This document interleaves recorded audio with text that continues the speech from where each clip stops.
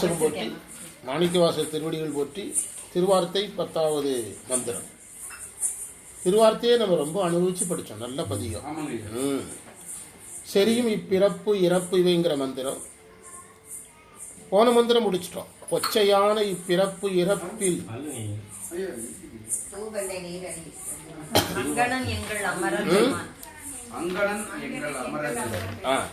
அங்கணன் அந்த மந்திரம். அங்கணன் எங்கள் அமரர் பெம்மான் அடியார்க்கு அமுதன் அவனி வந்த எங்கள் பிரான். பொருள் எழுதுங்க. அழகிய அருட்கண்ணை உடையவன். முற்றிலும் இறைவனுடைய இலக்கணங்களை மட்டுமே தொகுத்திருக்கிறார். சிவபுராணம் மாதிரி இது.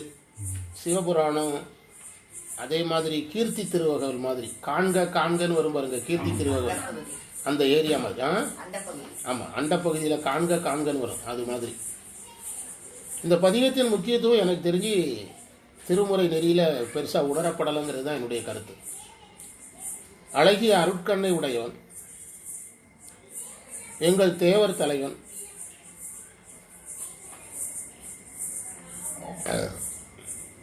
அடியாருக்கு அமுதமானவன்,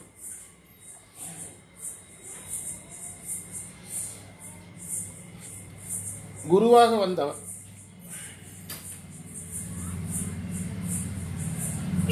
திறமை உடையவன், திருப்பெருந்துறை மன்னன்,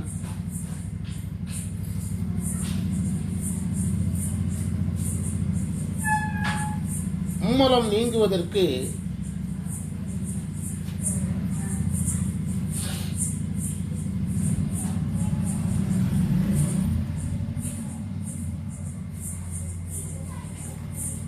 நீங்குவதற்காக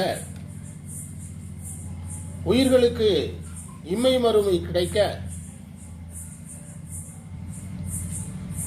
வேற எந்த பதிகத்திலும் சொல்லாத கதைகள் எல்லாம் இங்கே தான் வச்சிருக்கிறார் மாணிக்கவாசர். இதில் வர்ற கதையும் அப்படிதான் இருக்குது. சங்கு வளையல்களை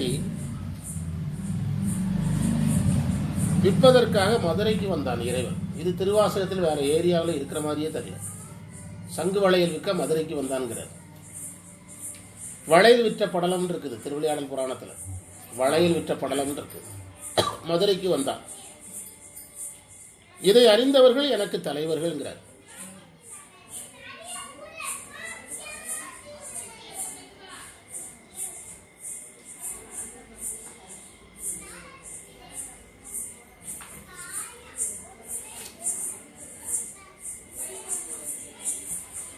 குறிப்புரையில சங்கு விற்க வந்தான், ஆனால் வளையல்களை கவர வந்தான்கிறார். அதை ஞானசம்பந்தருடைய வெள்வளை சோரங்கிறதுல கொண்டு போய் சேர்க்கணும். அதை நீட்டணும். இதில் சாத்துன்னு ஒரு வார்த்தை இருக்குது. அதுக்கு சரக்குன்னு அர்த்தம். சாத்துன்னா சரக்கு. அதிலிருந்து வந்தது தான் நெல்லை மாவட்டத்தில் சாத்தான்குளம். வியாபார பொருட்கள் வந்து இறங்கி அங்கிருந்து வெளியூருக்கு போனதுனால அந்த ஊருக்கு சாத்தான்குளம்.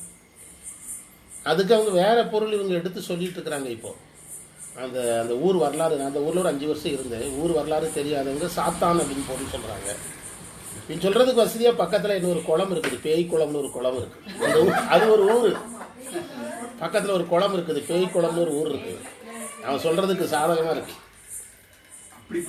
ஆமாம், உலகியலில் போயிட்டாங்க.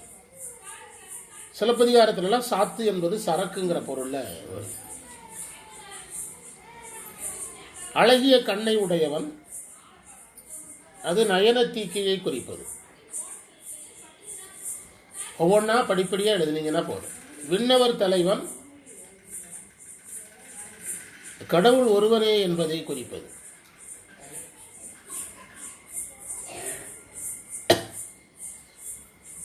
அடியார்க்கு மருந்து என்பது, அந்த இடம் ரொம்ப கவனிக்கணும். அடியார்க்கு அமுதன் அந்த இடம் ரொம்ப முக்கியமான இடம். அடியார்க்கு அமுதன்னா அதில் அடியார் யாருன்னு கேள்வி கேட்கணும். இங்கு அடியார் எனப்பட்டவர் சாதனங்களை நிறைவு செய்தவர், சரீரிய யோகம் ஞானம் முடித்தவர். அவர்களுக்கு இறைவன் பேரின்பத்தை கொடுப்பான் என்பதே அடியாருக்கு அமுதன்னு சொன்னார். அந்த மீளா ஆனந்தம் மாணிக்கவாசகருக்கு தானே காட்டினார். அந்த மீள ஆனந்தம் அணிகொள்தில்லை கண்டேனே கண்டோமேன்னு சொன்னாரா? கண்டேனேன்னு தான் சொன்னார். அவர் மேலதான் வச்சார். அடுத்தது குருவாக வந்தவர்.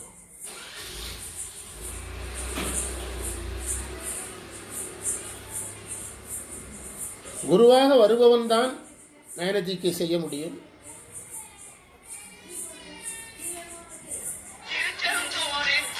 முழுமுதற் பரம்பொருள் தான். அப்படின்றது அப்படியே இருக்கு போல. சிறப்பு என்னதுன்னா, நம்மளை சுற்றி நடந்ததையெல்லாம் பாடமாக மாற்றுறது தான் சிறப்பு. பாடம் சிறப்பே கிடையாது. பாடம் தான் புஸ்தகத்தில் இருக்குது. என்ன சொன்னீங்க? இதை ஒருத்தரை வச்சு வாசிக்க விட்டோம்னா பாடமாக மாறிடும். உண்டா இல்லையா? இதை ஒருத்தரை வாசிக்க சொன்னோம்னா பாடமாக ஆகிடும். அதாவது அருட்கண்ணை உடையவனே குருவாக இருக்க முடியும். இறைவன், அதாவது கடவுள் வேறு தெய்வங்கள் வேறு. தேவர்கள் எல்லாம் தெய்வங்கள் தான். எனவே கடவுளாக இருப்பவனே குருவாக முடியும். அடியார்களை சூழ்நிலை அறிந்து எப்படி ஒரு டாக்டர் தன்னிடத்தில் மருந்து சாப்பிடுவதை கையாளுறாரோ அதுபோல கையாளுபவரே குருவாக இருக்க முடியும். உலகிற்கு குருவாக வந்தார். அதிலிருந்து மிக்க திறமை உடையவன் தான் குருவாக இருக்க முடியும். அதாவது நான் அடிக்கடி எங்கள் மாரியம்மன் கோயிலெல்லாம் சொல்லியிருக்கேன். நீங்கள் அதை மறந்துடுவீங்க. நீங்கள் மறக்கலைங்கிறது எனக்கு தேவையில்லை, மறந்தீங்கிறது எனக்கு தேவையில்லை. இந்த இடத்துக்கு அது தேவை. நான் சொல்கிறேன். அதாவது தர்மத்தை யார் வேண்டுமானாலும் காப்பாற்றலாம். தர்மத்தை காப்பாற்றுவனை யாரும் காப்பாற்ற மாட்டார்கள். இது எங்கள் ஆசிரியர் அடிக்கடி சொல்லிக் கொடுத்தது. காந்தி தர்மத்தை காப்பாற்றினார். தர்மத்தை காப்பாற்ற காந்தி வந்தார். காந்தி காப்பாற்ற எவரும் வரல, முடியல.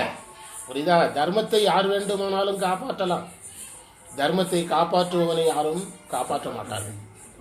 நீங்கள் ஒரு பஸ்ஸில் டிரைவர் நடவடிக்கை, கண்டக்டருக்கு நடவடிக்கை உங்களுக்கு பிடிக்கல.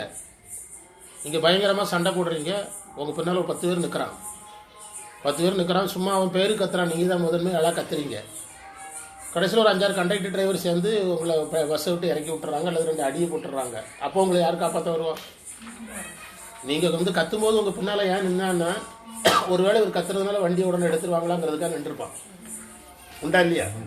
கத்துறதுனால வண்டியை எடுத்துருவாங்க. அப்போ நமக்கு ஒரு கேப்டன் கிடச்சிருக்கான்ட்டு உங்கள் பின்னால் நிற்கிற மாதிரி ஆக்ஷன் விடுவான். உங்களை வண்டியை விட்டு இறக்கி விட்டா அவர் வண்டியில் ஏற்றினா தான் போவேன்னு சொல்லுவானா? ஒரு உதாரணம் தான் கேட்டிருக்கேன். இவர் வண்டியில் ஏற்றுக்க, அப்போ தான் நாங்கள் வண்டியில் ஒருவர்களை இறங்கிடுவோன்னு சொல்லுவானா? இந்த பாயிண்ட் புரிஞ்சுனா உலகம் புரிஞ்சிடும் உங்களுக்கு. போயிட்டே இருப்பான். ஆமாம், தர்மத்தை யார் வேண்டுமானாலும் காப்பாற்றலாம். தர்மத்தை காப்பாற்றுபவர்களை யாரும் காப்பாற்ற மாட்டார்கள். யாராலும் காப்பாற்ற முடியாது. ரொம்ப வருஷத்துக்கு முன்பு நடந்தது. ஒரு பள்ளியில் நாங்கள் தேர்வு பணிக்கு போயிருக்கிறோம். அந்த பள்ளியில் அரசுக்கு விரோதமான சில நடவடிக்கைகள் நடக்குது. அங்கே நடக்குது. அப்போ நாங்கள் சொல்கிறோம், எனக்கு இது தவறு, கவர்மெண்ட் இதை ஏற்காத போது நீங்கள் ஏன் செய்கிறீங்கன்னு சொல்கிறோம். வேலையை பாருன்னு எங்களை மிரட்டுறாங்க. வேலையை பாருன்னு எங்களை மிரட்டுறாங்க. அதோட நாங்கள் என்ன செஞ்சிட்டோம்னா, இவனே எதிர்த்து நம்ம போராடணும்னா இவன் நம்மளை போட்டு தள்ளிடுவான். புரியுதா? தற்காப்பு. எனக்கு ஒரு தர்மம், சுய தர்மம். இது தப்புன்னு சொல்கிறது வரைக்கும் தான் என்னுடைய தர்மம். அதற்கு இதை தாண்டினேன்னா நான் மாட்டிடுறேன். என் மாணவர்களை என்னை கூட இருந்தவனெல்லாம் கொதிக்கிறானுங்க. உன்னுடைய தர்மம் எது, அதை சொல்லு, அதோட நிறுத்திக்க. இவனை திருத்தறதுக்கு ட்ரை பண்ணாத அப்படின்னு. ஒரு பையன் அப்போ தான் ஜாப்புக்கு வந்திருக்கிறான். முதல்ல கவர்மெண்ட் டியூட்டி நல்லா இன் பண்ணி டிப் டாப்பாக பெல்ட் எல்லாம் போட்டு ஷூவெல்லாம் போட்டு சும்மா கலெக்டர் மாதிரி வந்திருக்கிறான். அவன் போராளி ஆகிட்டான். சின்ன வயசு. நான் இதை அங்கே கொண்டு போய் இங்கே கொண்டு போயின்னு போராளியாக கத்தினான். ஒரு அரை மணி நேரத்துக்கு அவன் கத்துறான். விட்டுட்டாங்க. அடுத்த நாள் காலையில் இதே மாதிரி வந்தான். தம்பி உங்களை ரிலீவ் பண்ணிட்டாங்க அப்படின்ட்டு அவனுக்கு தகவல் சொல்லி வீட்டுக்கு அனுப்பிட்டானுங்க. அதுக்கு இவன் சொன்ன ரீசன் என்ன தெரியுமா? He is unfit to the duty அப்படின்னு சொல்லி ரிப்போர்ட் கொடுத்துட்டான். தேர்வு பணி செய்ய தெரியவில்லைன்ட்டான். ஆமாம், ஃப்ரெஷ் ஹேண்டு, தேர்வு பணி செய்ய தெரியல. வகுப்பறையில் நிறைய ஒழுங்கினங்கள் நடக்குது. யார் மேலே போட்டாங்க?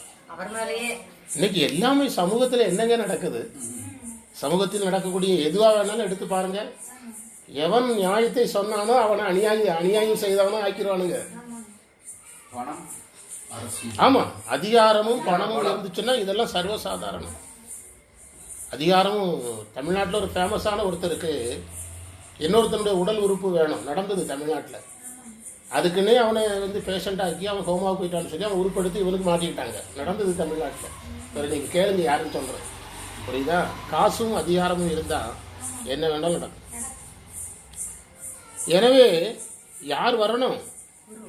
இந்த வரியை மறந்துடாதீங்க. என்னது? தர்மத்தை காப்பாற்றலாம், தர்மத்தை காப்பாற்றுவதை காப்பாற்ற யாருமே வரும். காந்தி தான். புரியுதா? திருப்பெருந்துறை மன்னன் என்பது குருவுக்கான குறிப்பு. மும்மூலங்களை நீக்குவோம். திரும்ப அப்படியே குரு மேல வருது பாருங்க. மூலங்களை நீக்கவும் குருதான். உயிர்கள் இம்மை மறுமை அடைவதற்காக வளையல் விற்க வந்தாராம். அதில் குறிப்புரையில் வளையல் விற்க வந்தது பெண்களுடைய வளையலை வாங்க வந்தாராம். அதான் வெள்வளை சோர. அந்த அதை நீங்கள் அந்த வளையல் வாங்க வந்தார் என்பதை நீங்கள் விரிக்க ஆரம்பிச்சிங்கன்னா அது அகத்துறைக்கு போயிடும். எதுக்கு போயிடும்? அகத்துறைக்கு போய், அதாவது ஞான நிலையும் அகத்துறையும் ஒன்று தான் சைவத்தில். எதோ ஒன்று தான். ஞான நிலையும் அகத்துறையும் ஒன்று தான். அதாவது முன்னை அவனுடைய நாமம் கேட்டாங்கிற பாட்டு அப்பருடைய என்ன பாடல்? அகத்துறை பாடல். அது என்ன நிலை? அப்பருடைய என்ன நிலை? அது ஞான நிலை. ஒரு திருமுறை, ஒரு திருமுறையில் ஒரு ஆன்மா தன்னை பெண்ணாக கருதி இறைவனை ஆணாக கருதிட்டினாலே அது ஞான நிலை தான், வீடு பேற்று நிலை தான். எனவே இங்கு வளையல் என்பது என்ன குறிப்பு? வீடு பேற்று குறிப்பு. உயிர்களுக்கு வீடு பேர் அளிக்கின்ற குறிப்பாக சொன்னார். ஒரு அற்புதமான பதிகம் இந்த பதிகம். அங்கணன் எங்கள் அமரர்கோமான் அடியார்க்கு அமுதன் அவனி வந்த எங்கள் பிரான் இரும் பாசம் தீர இகபரம் ஆயதோர் இன்பம் எய்த சங்கம் கவர்ந்தவன் சாத்தினொடும், சாத்துனா சரக்கு, சாத்தினொடும் சதுரன் பெருந்துரை ஆளி அன்று மங்கையர் மல்கும் மதுரை சேர்ந்த வகையறிவார் எம்பிரான் ஆவாரே. இங்கு மங்கையர் என்பது ஆன்மா. மங்கையர் இருக்கிற மதுரைக்கு இறைவன் போனார் என்பது குரு. பார்வையான மக்களை பற்றி பிடித்திருக்கார். போர் எவ்வளவுதான். காணாப்புவி அப்படின்னு திருவருட்பயனை போட்டிங்கன்னா முடிஞ்சது. அடுத்த வகுப்பில் என்ன பதிகம்ங்கிற பதிகத்தை நம்ம தொடங்கணும். நாளைக்கு நமக்கு வியாழக்கிழமை வகுப்பு குழந்தையம்மாள் அவங்க வீட்டில், வெள்ளிக்கிழமை மாரியம்மன் கோயில், சனிக்கிழமை ரெகுலர் வகுப்பு. சனிக்கிழமை எனக்கு என்ன பணி? 3வது ஞாயிறு மூவர் கண்டியம்மன். வந்துடுவீங்களா எல்லாரும்? மூவர் கண்டியம்மன். நீங்கள் வண்டி ரெடி பண்ணிருங்க. வண்டி சொல்லிருங்க சிவா. பேராசிரியர் உங்ககிட்ட தான் சொல்கிறேன். ஆமினி பார்த்து பேசி கூப்பிட்டு வந்துடுங்க எல்லாரையும். ஆமினி சொல்லிவாரு, நீங்கள் கூப்பிட்டு வந்துடணும். புரியுதா? நீங்கள் வர்றவங்க எதில் வேணாலும் வந்துடலாம். புரியுதா? ஆமினிக்கு வாங்கன்னா நான் பஸ்ஸில் வர்றேன் அப்படின்னா அது உங்கள் விருப்பம். ஆம்னியில் வர்றதுக்கு தான் காசு கேட்போம், ஆம்னி வாங்குறதுக்கு காசு கேட்க மாட்டோம். என்னமோ உடனடியாக ஆம்னி வாங்க காசு கேட்ட மாதிரி. இந்த இடம் நாங்கள்